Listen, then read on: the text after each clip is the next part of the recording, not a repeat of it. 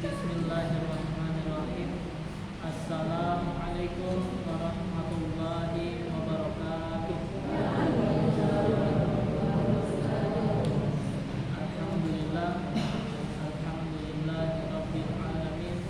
Wassalatu wassalamu ala nabiyyina Muhammadin wa ala alihi wa ashabihi wa man tabi'ahum bi ihsanin ila yaumiddin.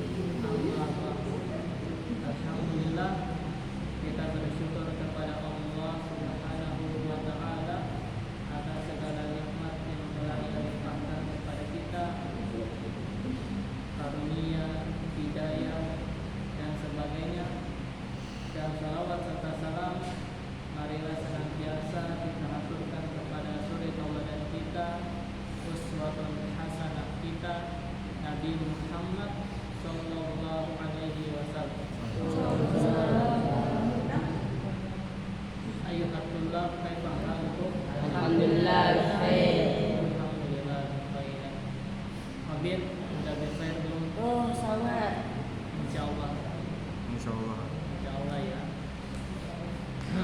Sebelumnya mari sama-sama kita jangan lupa untuk mendoakan teman-teman kita yang sedang sakit agar segera diberi kesembuhan. Amin. Ya Allah Subhanahu wa taala. Juga kita doakan masyarakat yang masih terkena banjir dan musibah yang lainnya. Semoga Allah mudahkan dan gantikan mereka dengan sesuatu yang jauh lebih baik.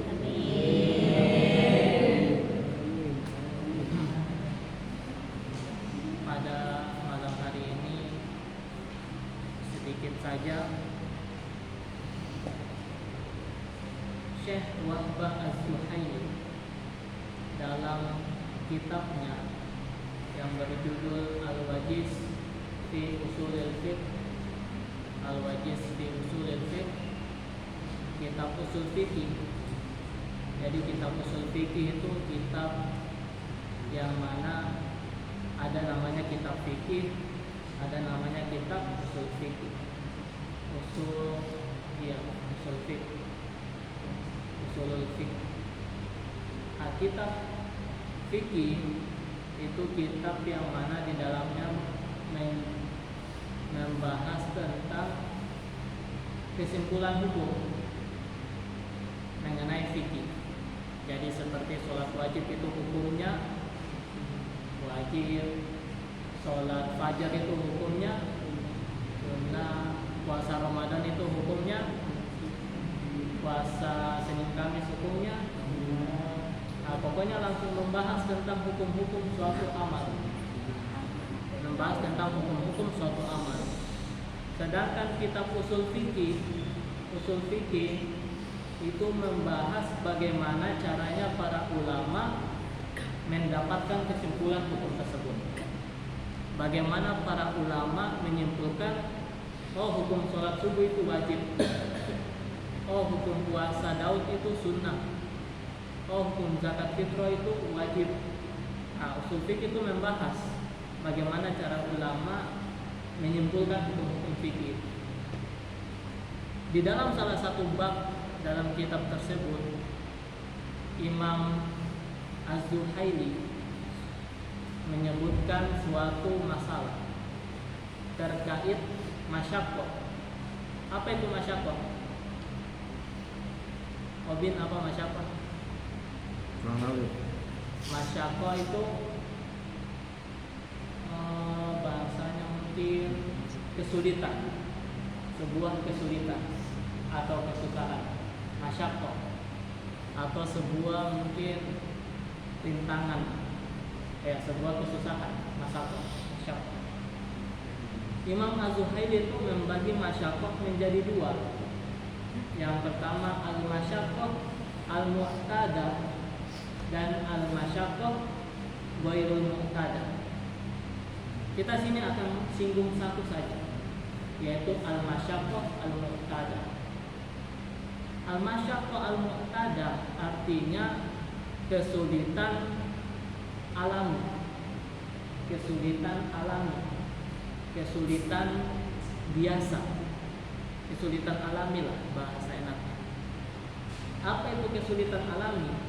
Kesulitan alami adalah kesulitan yang pasti ada dalam suatu ibadah, yang pasti ada dalam suatu ibadah dan nggak bisa lepas. Dia itu menempel dengan ibadah tersebut. Kesulitan itu, kesulitan alami, kesulitan yang menempel dengan sebuah ibadah yang kita lakukan dan tidak bisa lepas. Pasti mau gak mau ketika kita melakukan ibadah ada kesulitan itu. Itu namanya al-masyaqqah al-mu'tadah. Contoh, ketika kita sholat di masjid, maka apa saja kesulitannya? Jalan. Kita menempuh perjalanan. Kita berjalan menuju masjid. Yang rumahnya dekat, kesulitan jalannya sulit atau mudah? Mudah. Yang rumahnya jauh, sulit atau mudah? Lebih sulit. Nah, itu contohnya. Atau misalkan kita sedang demam, sedang sakit, seperti Mas Obin atau Mas siapa lagi ya. Nah, sedang sakit, kemudian dia tetap melaksanakan sholat di masjid, maka itu lebih sulit atau lebih mudah daripada kondisi sehat? Lebih sulit kan? Nah, kondisi-kondisi itu bisa dilepas nggak? Bisa dihilangkan nggak? Nggak bisa. Ia melekat dengan pelaksanaan ibadah itu. Kita berjalan ke masjid, kita mau hilangkan kesulitan itu yang nggak bisa. Itu kesulitan yang melekat dengan ibadah sholat di masjid. Kita lagi sakit, tapi kita tetap sholat di masjid. Yo, sakit itu nggak bisa dibuang, tetap akan ngikut, tetap akan kita lewati rasa. Nah, ini contoh-contoh kesulitan yang menempel, al-masyaqqah al-mu'tadah. Lalu apa sih tujuan kita membahas ini? Tujuannya adalah semakin berat suatu masyaqqah al-mu'tadah dalam suatu ibadah, kemudian seseorang mau sabar dengan masyaqqah tersebut dan tetap menjalankan ibadahnya, maka pahalanya akan semakin lebih besar. Atau bahasa singkatnya, semakin besar masyaqqah, maka semakin besar pahalanya. Itu dia yang kita mau tuju itu ini. Jadi masyaqqah mu'tadah, kesulitan alami yang kita alami ketika menjalankan ibadah, semakin sulit maka semakin besar balasannya, semakin besar pahalanya. Tetapi ini hanya berlaku kepada al-masyaqqah al-mu'tadah, tidak berlaku kepada al-masyaqqah ghairul mu'tadah. Ghairul mu'tadah ini masyaqqah yang tidak melekat dengan ibadah, masyaqqah yang bukan bagian dari ibadah tersebut, atau bahasa lainnya masyaqqah yang dibuat-buat. Masyaqqah yang dibuat-buat. Contoh, Umar itu setelah baca hadis berjalan ke masjid itu mendapatkan naik derajat 1 derajat, mendapatkan ampunan 1 ampunan setiap langkahnya. Akhirnya Mas Umar ini jadi semangat.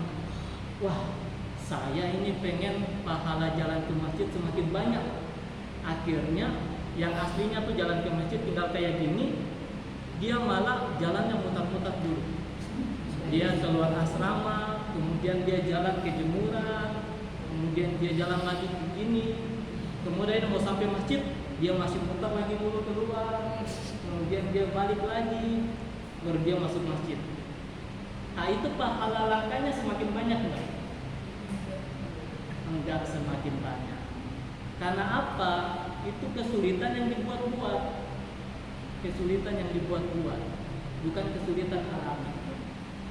Jadi kesulitan yang dibuat-buat dalam rangka untuk menambah pahala ibadah itu tidak akan menambah pahala. Tidak akan. Tetap pahalanya sebagaimana kesulitan alami yang aslinya dia lewat. Nah, maka teman-teman sekalian, santri-santri sekalian, apabila seperti kondisi sekarang kita sedang sakit atau mungkin kesulitan yang lain sedang kita hadapi, tetapi kita tetap beribadah kepada Allah, berusaha beribadah kepada Allah dengan yang sebaik-baiknya, semaksimal sebagaimana ketika kondisi kita sehat. padahal kita lihat bisa sedang sakit dan ada keringanan, tetapi kita tetap mau ambil yang seperti biasanya, maka insya Allah semakin sulit yang kita hadapi, maka semakin besar pahala kita, semakin besar balasan kita. Jadi mungkin hanya ini sedikit yang dapat Ustaz sampaikan. Mari kita sama-sama bersemangat kembali dalam memaksimalkan ketakwaan kepada Allah Subhanahu wa Ta'ala dalam kondisi apapun itu. Karena insya Allah walaupun kondisi sulit, maka Allah tidak akan cuek kepada hambanya. Allah akan semakin menambah balasannya kepada hamba tersebut. Aku qouli hadza wastaghfirullahu li wa lakum wa lisairil muslimina min kulli dhanbin fastaghfiru innahu huwal ghafurur rahim. Wassalamu alaikum warahmatullahi wabarakatuh.